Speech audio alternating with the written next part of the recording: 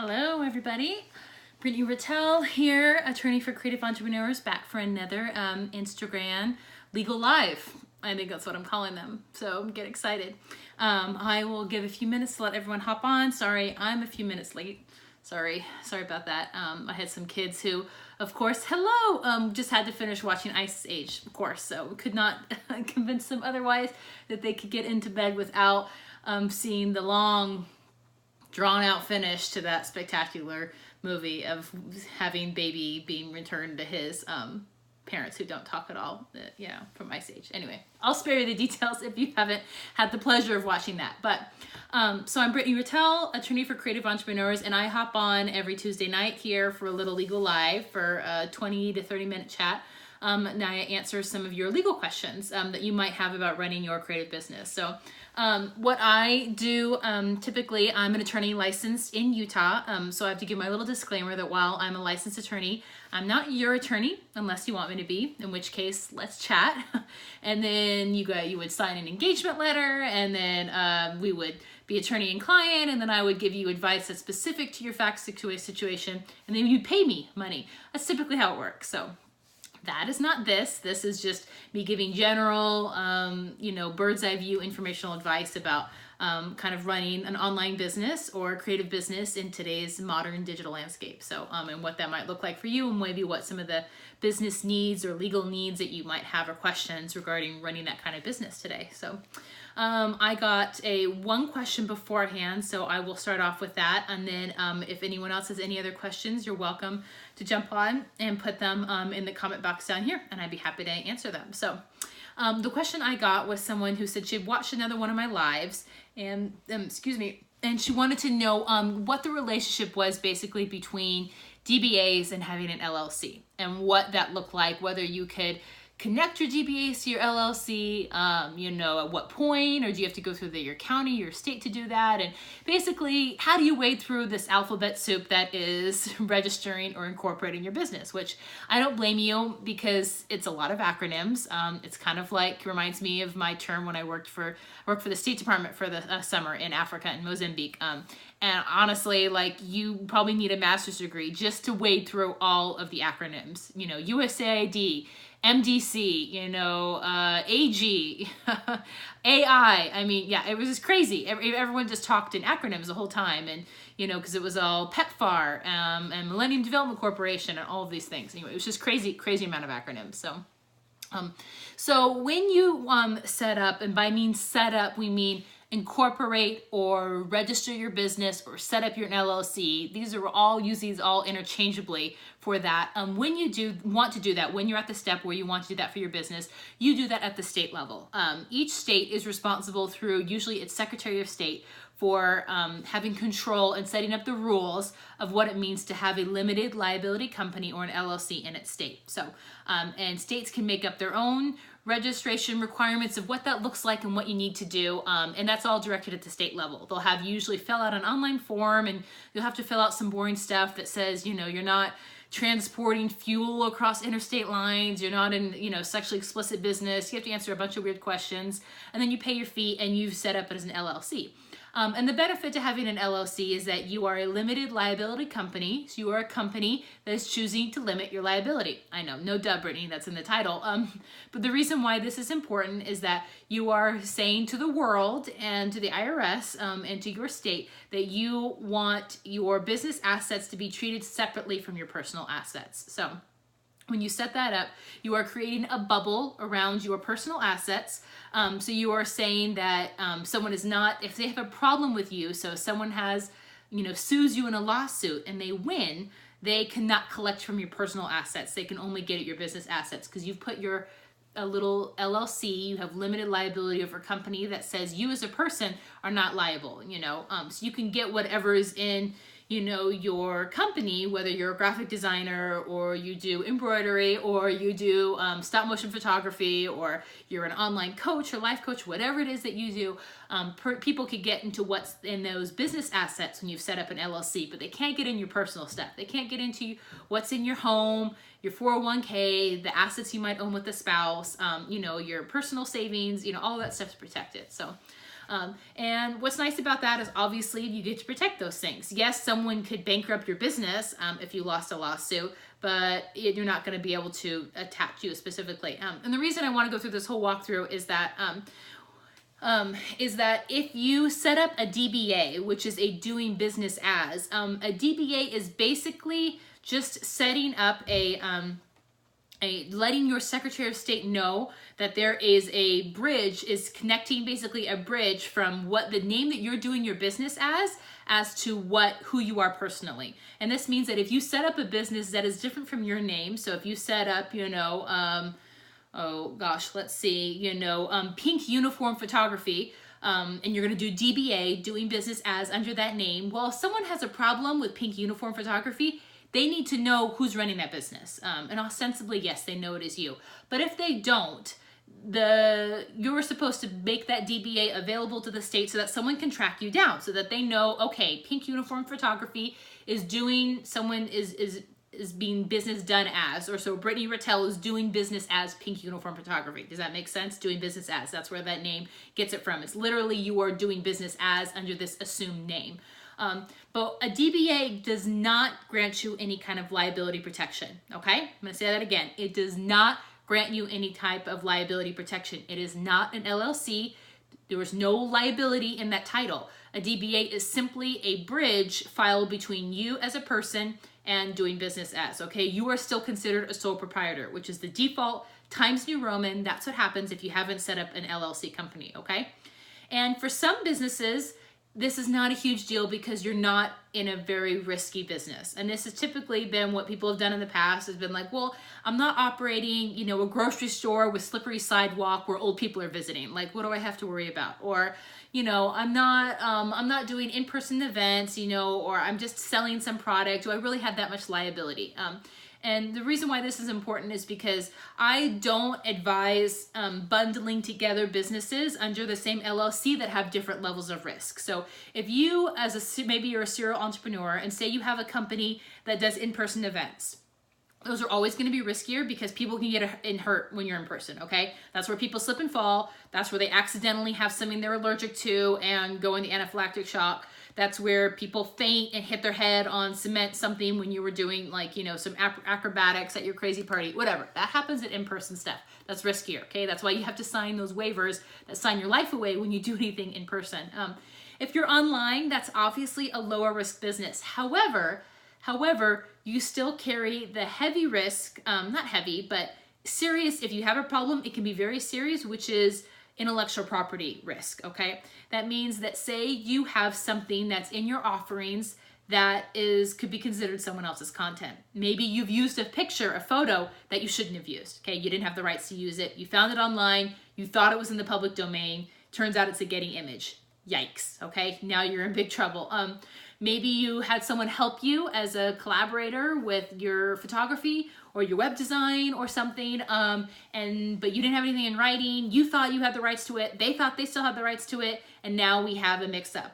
And now that's a problem because you go to trademark something or you sell that then to someone else, and now we have an issue because that person is now claiming infringement. So there's always the risk of intellectual property infringement, even if you're still on a purely online business. So for my clients, for most people who come across my desk, my Instagram, I do preach setting up an LLC. So, okay. Okay, I will. Hopes and Brittany, thank you. I will. I do. I save it on my Instagram. So go check this out tomorrow. Sorry I didn't get to your question. Super long-winded.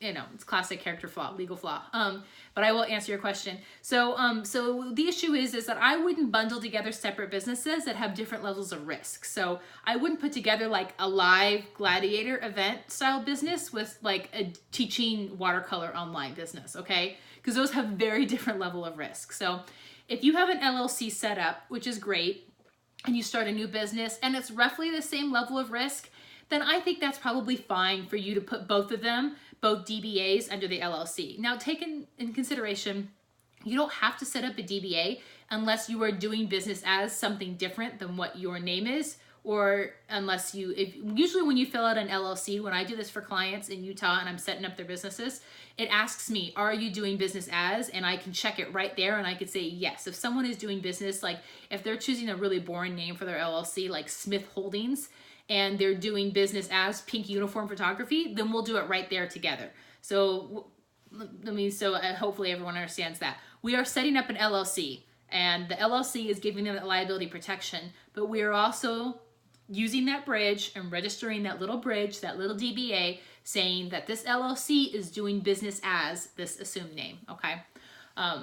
So I know it's kind of a long-winded explanation. If you have more questions about LLCs, I have a podcast episode all about LLCs, dives way deep into them. I mean, not way deep, like half an hour deep. But I talk all about LLCs, setting them up, why you might want to have them, might not have them, cost-benefit analysis. So I think it's podcast episode 8, I think it is. Don't quote me on that. But go look it up, Law and Wit. You can, it's on everywhere you listen to podcasts. It's on the Purple Podcast app on your iPhone. It's on Stitcher and Overcast and Spotify. It's on all those places, iHeartRadio. So go listen to Law and Wit, an episode on do I need an LLC? And spoiler alert, you probably do. Okay, it's probably just a good idea to set it up. I know that it's usually slightly more money for your tax and accounting and bookkeeping or whatever, but if you're doing business, if you want to be treated like a business, then get your LLC set up, okay? Get your LLC set up, get your tax ID number, your EIN, set up your separate bank account, have something separate to keep track of your expenses, like be legit about it, okay? And you're gonna make your life so much easier when it's tax season time, when it's March and you're trying to get everything together, or you're paying someone to get everything together, and you know exactly what are business expenses and what are your business revenues and how you're gonna handle that, so. Okay, I'm gonna go back up to her question. Okay, so what if we are in terrible personal debt and don't want it to affect our business? I have a lot of student loans. Then yeah, I say all the more reason to have an LLC set up. We want to, keep it separate, okay?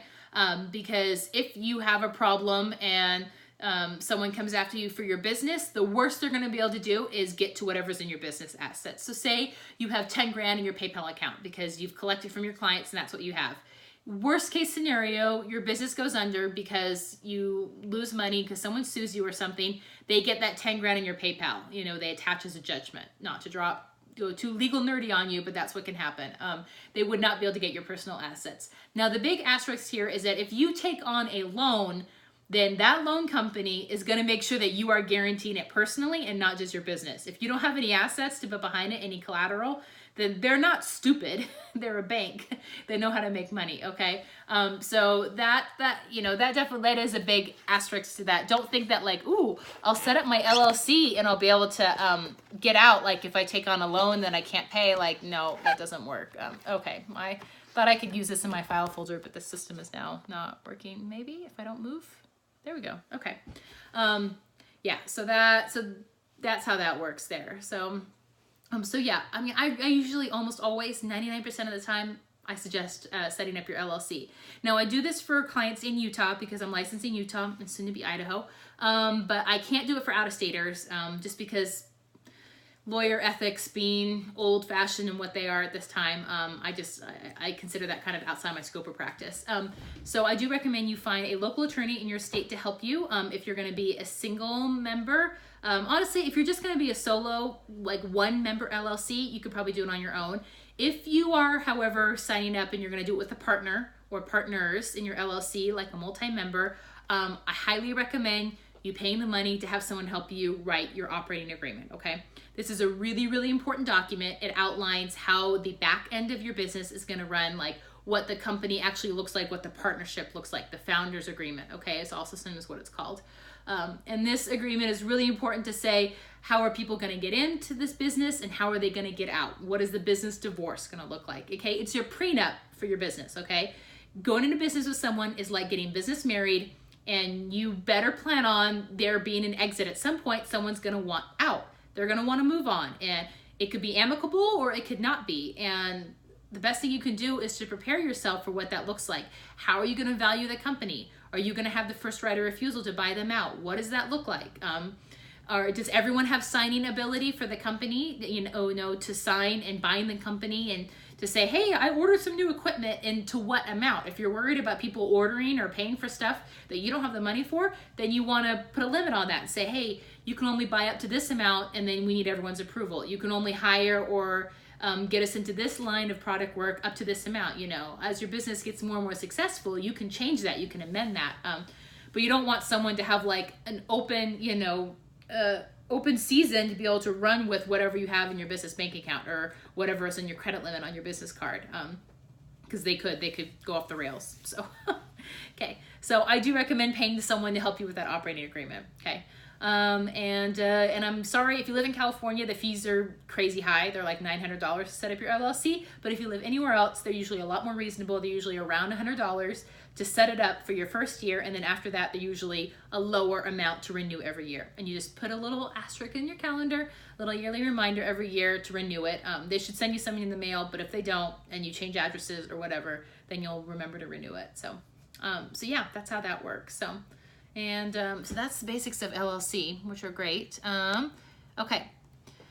Someone says, I have a separate bank account and a tax preparer, but I'm not incorporated yet. All I've reported on a Schedule C, nor do I have any terms on my website. I'm 3 years into my business. So then yeah, I would say it's a great time to take care of some of those things. I would incorporate as an LLC.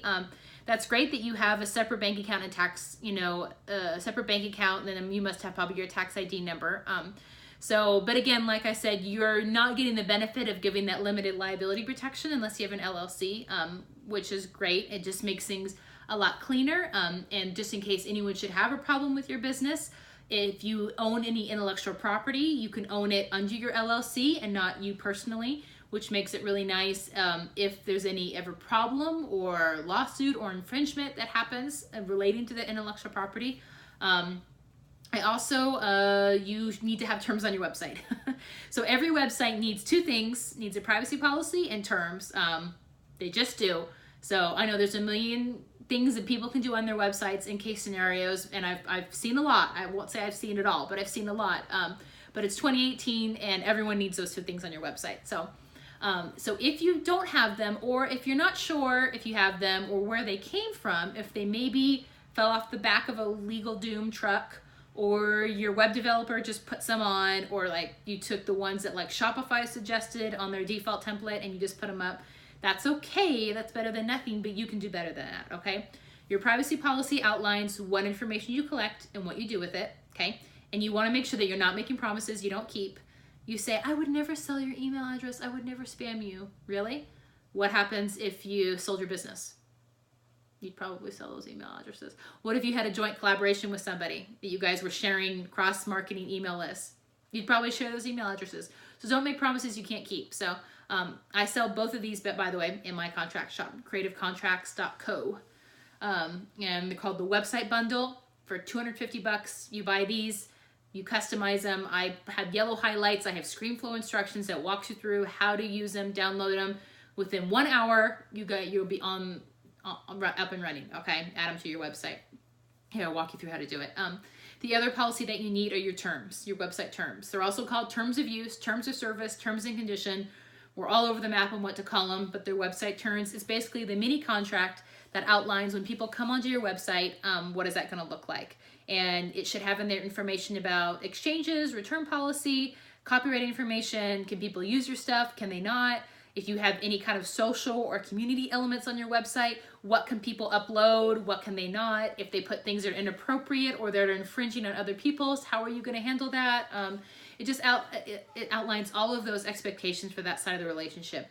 And it's to protect you if there is a problem, then you can take action on someone under those terms, okay? And you can say, hey, I told you when you're on your website you're not allowed to do this, or you took this information, and someone can say, well, I didn't know. No, you did, because here are my terms right here on my website. So I know these are something that you guys never read. I'm fully aware that no one ever reads these besides me, but they're really important. So if you don't have them yet, or if they need to be freshened up, if you haven't done anything after GDPR, especially if you have any business that comes from Europe, then I really suggest that you take a look at them.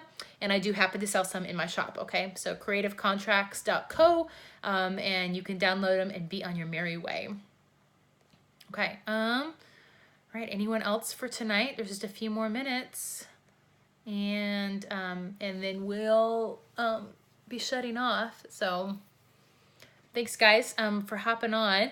And I do want to tell you, if you have any other questions about resources and are looking for working on this side of your business, or you're ready to get your business legit, or you've been meaning to for a while and just haven't been sure where to start, great place to start is to listen to my podcast. So my podcast is Long Wit, Creative Counsel for Entrepreneurs. And I walk through several different episodes that kind of outline where you need to do to start on your business.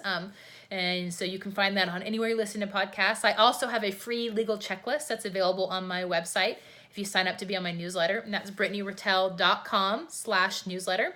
And I have just a free legal checklist that'll kind of give you an idea of what things do I need to be looking at. Like, do I need a contract? What about this website stuff that Brittany's talking about? What about LLCs? What about working with other people? I give you kind of a nice overview of that so you can start working through that checklist and at least know what kind of questions should you be asking, whether that's me or whether that's an attorney close to you or some other advisor. You at least have a handle on a starting place so that process doesn't seem so overwhelmed and so big and large and expensive and scary that you don't make any progress. And it just keeps being something that you know you should take care of, but you haven't. So, and I know that frequently legal falls into that category. I know that there's a lot more sexy and exciting things that you can be doing to develop your business. Websites and new business cards and photography and all of that.